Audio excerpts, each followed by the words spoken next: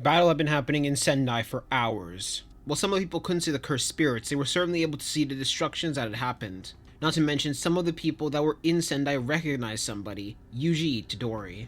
Someone who had originally just disappeared, but now he was able to fight against these cursed spirits. Under normal circumstances, most people would not be able to see cursed spirits, but thanks to how many were in the area, quite a lot of people could. All the students, especially Megumi and Nobara, had been active as well, trying to make sure they could eliminate as many curses as they could. A similar phenomenon was happening in Kyoto as well, with all the Kyoto students acting. But they were also fighting alongside the followers of Geto, which was by far the biggest surprise to Megumi. Why was he helping? During this time, Gojo had been teleporting from city to city, eliminating cursed spirits with a proficiency that was only rivaled by Megumi Fushiguro. Of course, Gojo could eliminate them faster if he wanted, but that would result in quite a few buildings being destroyed. However, once he was certain the rest of them could handle this, he began to look for Geto, eventually finding him and teleporting right over to him. When he appeared, nearby Geto there were two other sorcerers, Miguel and Leroux. Currently, they were sitting on top of a rooftop in Tokyo. As Gojo said, "Nice view, enjoying your show of the carnage?" And that caused a slight smirk to rise on Geto. "I thought you'd be here sooner. I'll admit, I am surprised. But I wasn't expecting anybody to die, not with how much power that you wield.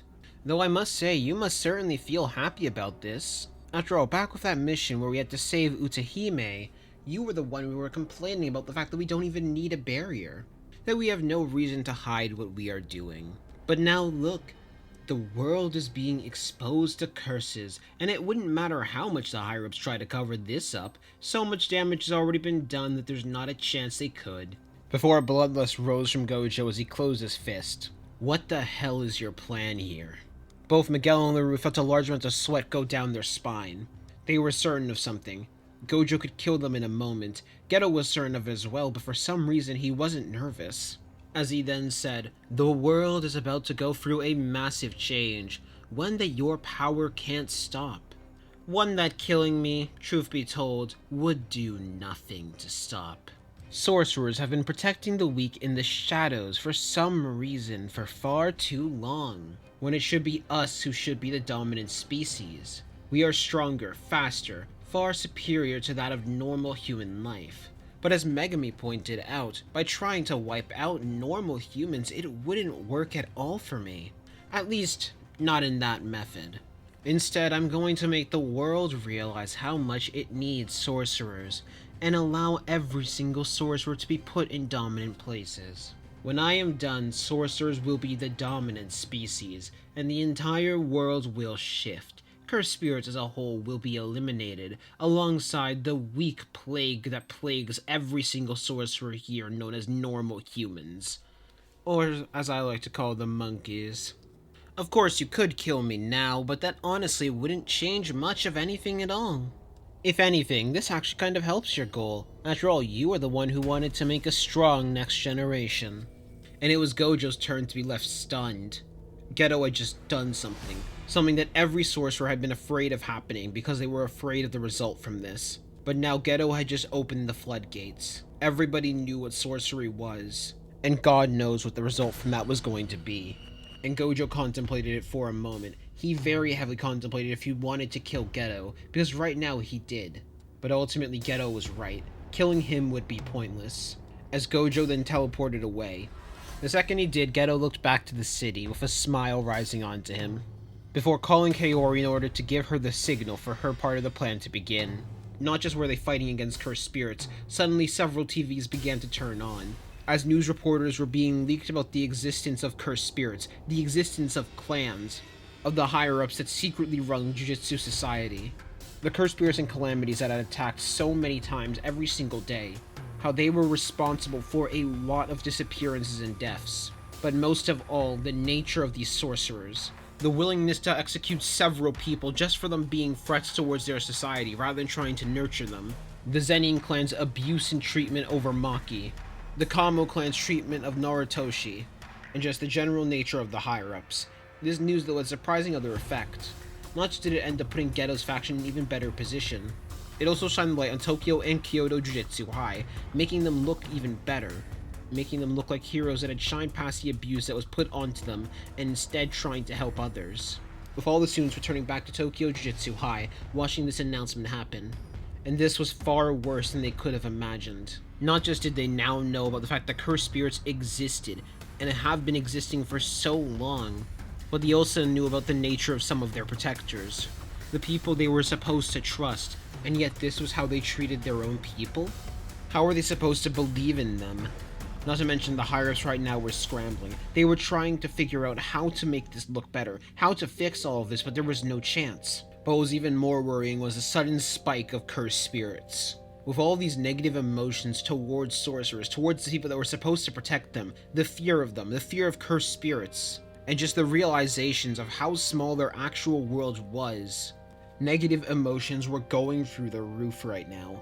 As Megumi sat down, starting to think on what their next step should be, he was able to figure out from what he had gotten from Gojo that this was their plan.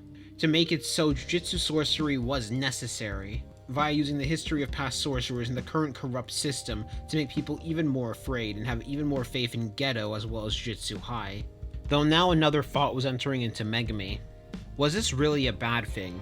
Of course, he had always been against the idea of killing all humans. This was a lot more human way to do it. But Megumi shook his head. This still wasn't that good. There was still going to be a lot of death from this.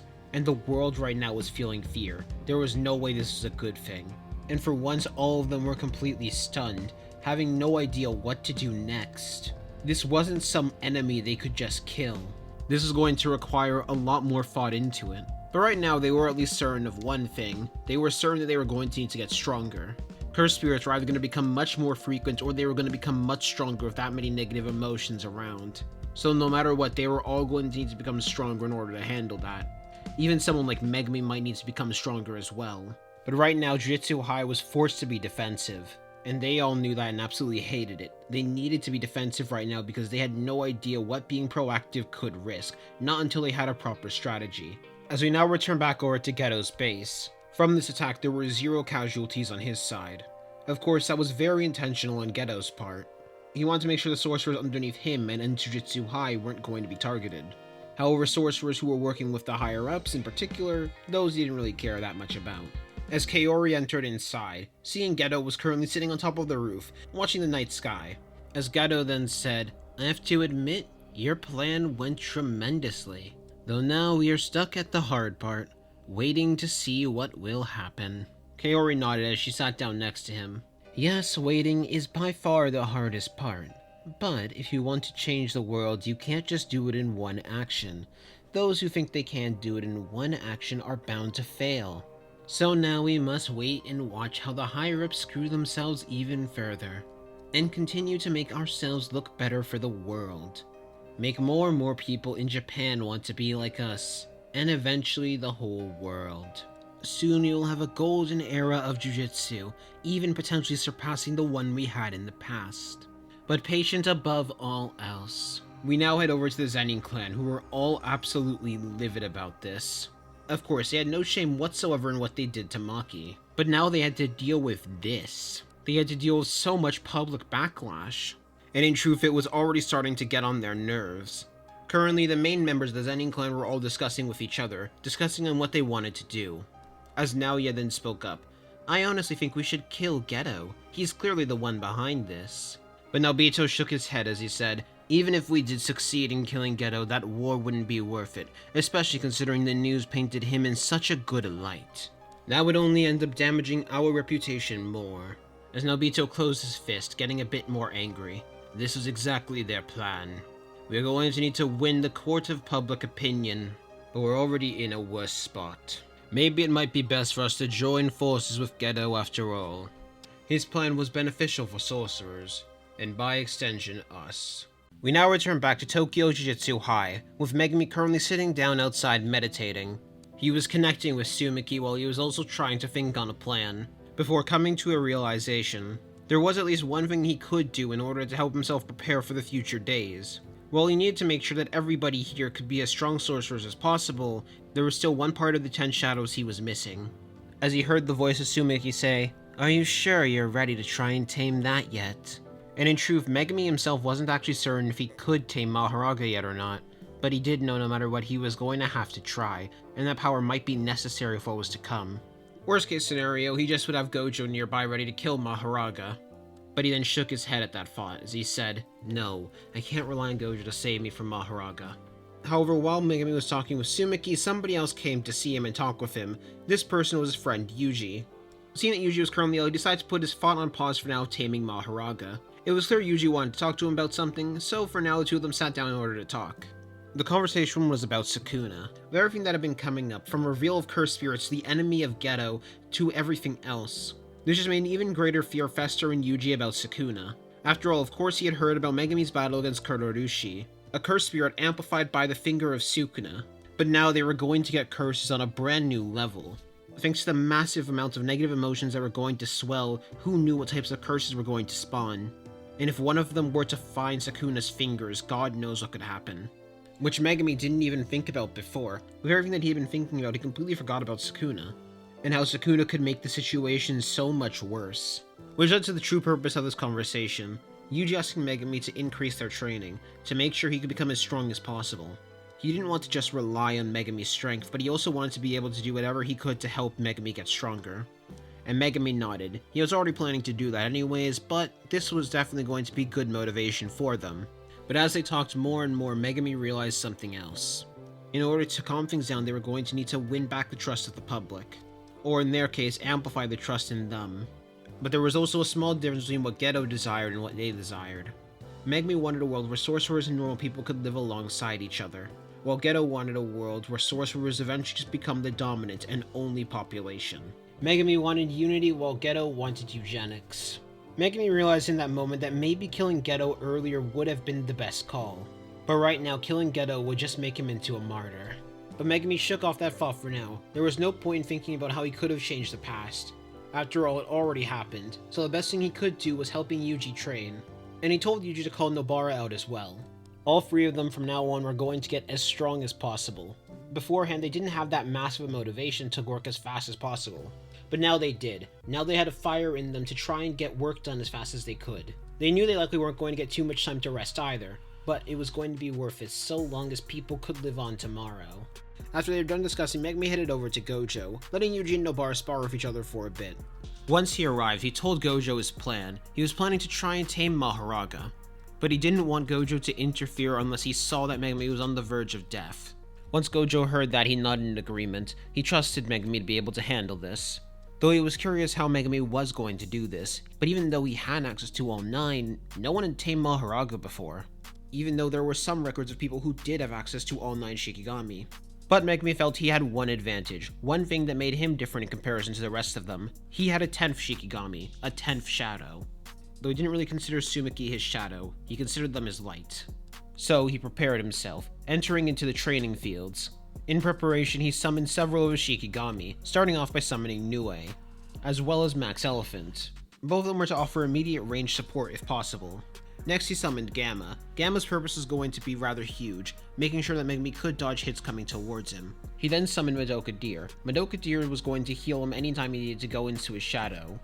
Under normal circumstances, Megumi could rely on his reverse cursing thanks to his massive amounts of cursed energy, but he was up against Mahoraga, so Megumi needed to make sure he was taking every precaution he could. He did want to test the waters a little bit against Mahoraga before going in for the kill. All the students present at Jujutsu High could feel a shift in the air. All the teachers felt a chill go down their spine.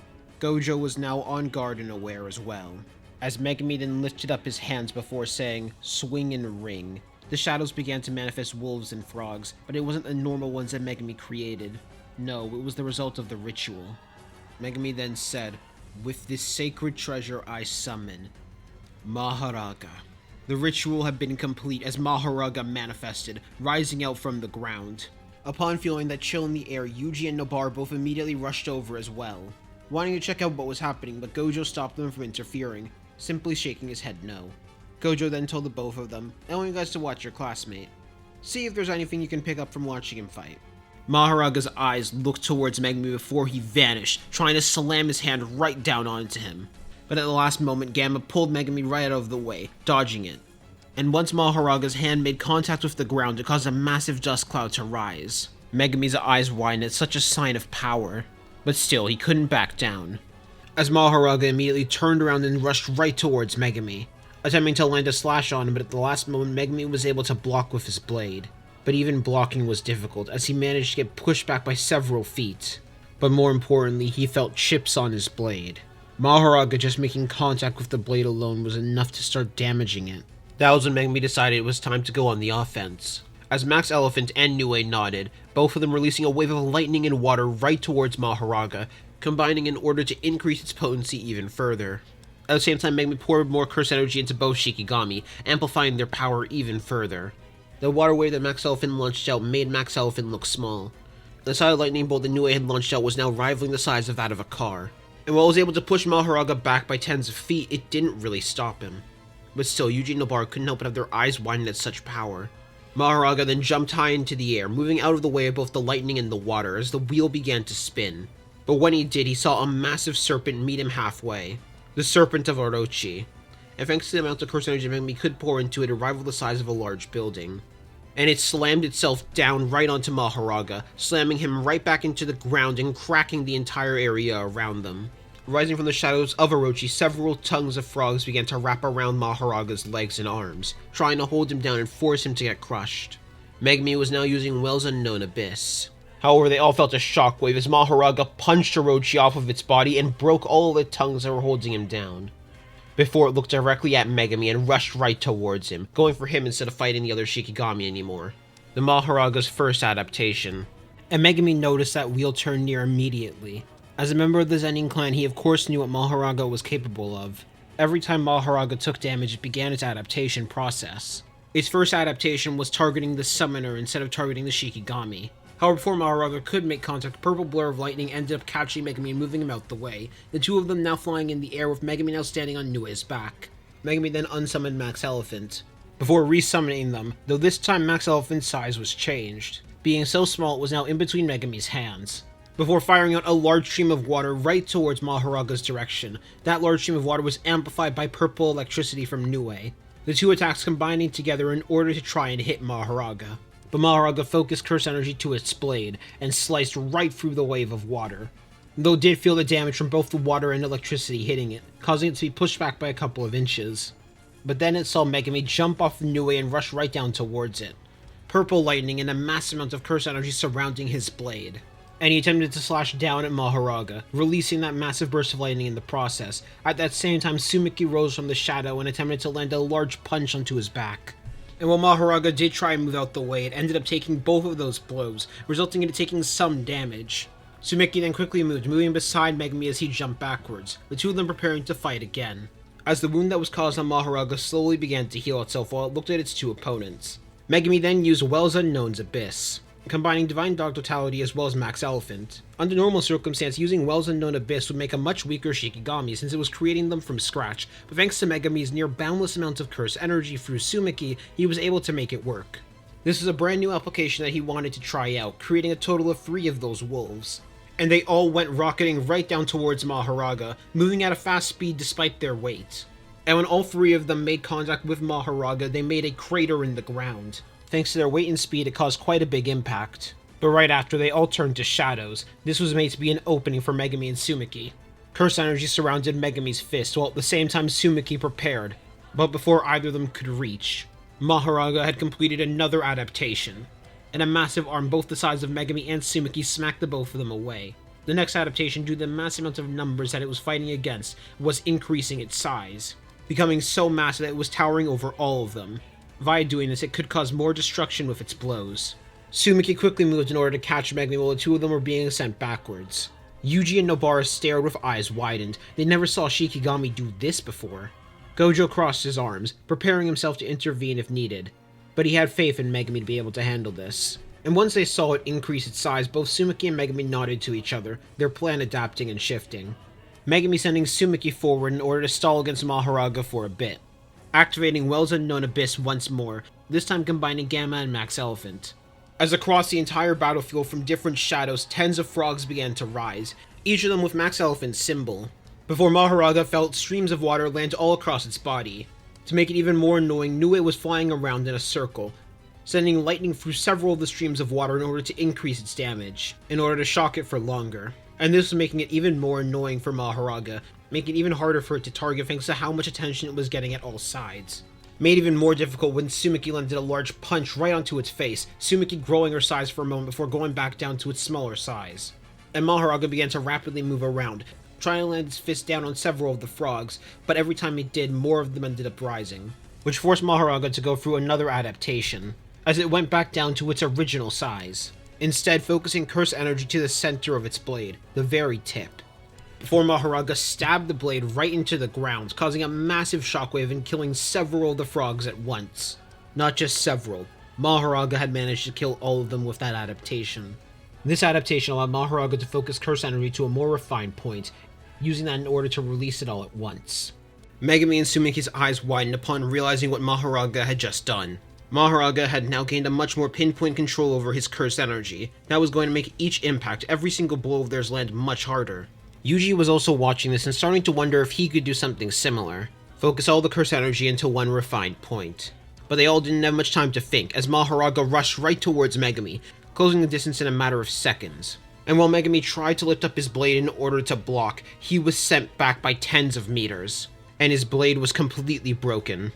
Out from Megumi's shadow, another blade rose, but he didn't have enough time as Mahoraga closed the distance once more. Mahoraga had now gone through another adaptation. Against Megumi, he couldn't allow him to have even a second of thought, or else he'd be able to summon more Shikigami. So this adaptation, as a result of that, was focused on quick combat. However, a moment before Mahoraga could make contact, Tsumiki rose out and punched it straight in the face, sending it flying backwards.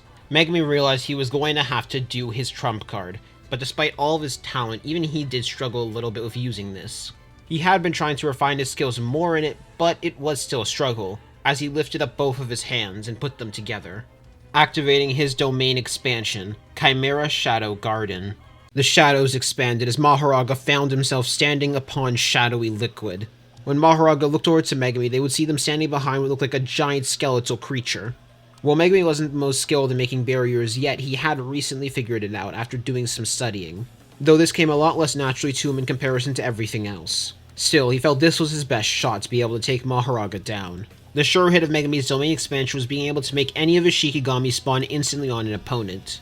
However, Megumi had placed a binding vow on his domain, or if he chose less Shikigami as the sure hit, it would end up making them more powerful for that sure hit.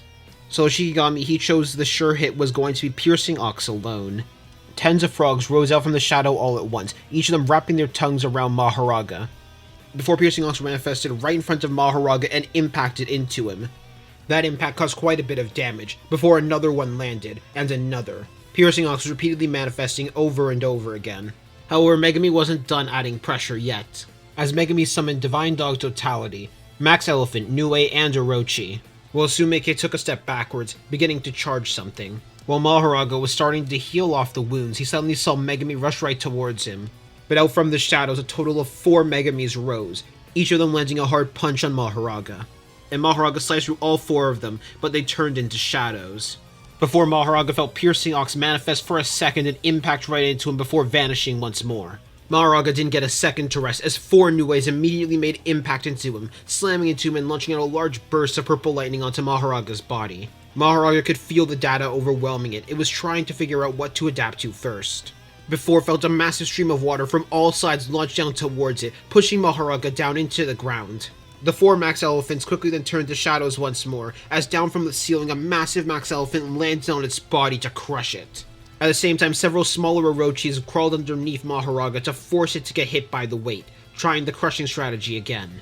But Mahoraga then focused curse energy to a singular point again and slammed it into the ground, creating a massive shockwave of energy that ended up lunging several Shikigami away from itself. However, it didn't help for long as it felt an immediate impact from Piercing Ox once more, while several Divine Dog Totalities rushed towards Mahoraga, taking the place of the elephant and slashing at it repeatedly. But Mahoraga increased its size, using that in order to smack away each of the wolves from its body. Though even though it did try to increase its size, it felt 2 more bull impacts land on its body. Still, while the pressure was keeping up quite well, it wasn't enough to put Mahoraga down. Megumi was now wondering if it was even possible to take Mahoraga down with just the basic 10 shadows. Fortunately for him, though, he had something that most other 10 shadow users didn't have. And this was the time for his final Hail Mary. Several Piercing Oxes all rammed into Mahoraga at once before vanishing, as Tsumiki then opened her mouth before firing a massive beam of curse energy straight towards Mahoraga's direction. A full power, fully charged beam. And thanks to that brief moment of Megumi making sure to maximize the damage on Maharaga, it was enough. And these saw a domain completely shatter. The only one that was left standing was Megumi Fushiguro with a smile on his face. Megumi had won. Megumi was about to fall to the ground in exhaustion, but at the last moment Tsumiki caught him. It took everything he had in order to win. Every little drop of curse energy, but he did it. The two of them did it together. Yuji and Nobara were sitting there stunned at the power of their classmate. This was the true sight of his full power, and they had to admit they were amazed. Nobara wasn't even sure if she could ever get to that level, but she was going to find a way.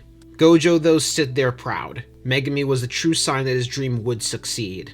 And Megumi was going to make sure the rest of them were going to get stronger with him as well, as Gojo teleported over and picked up Megumi, telling Tsumiki they can rest for now. They deserve it after all. Hearing that, Tsumiki faded as well, as Gojo stared down to Megumi as he closed his eyes. No matter what was going to happen in this new world, Gojo was confident they'd be able to take it on together. Him and all of his students. No, him and all of his family.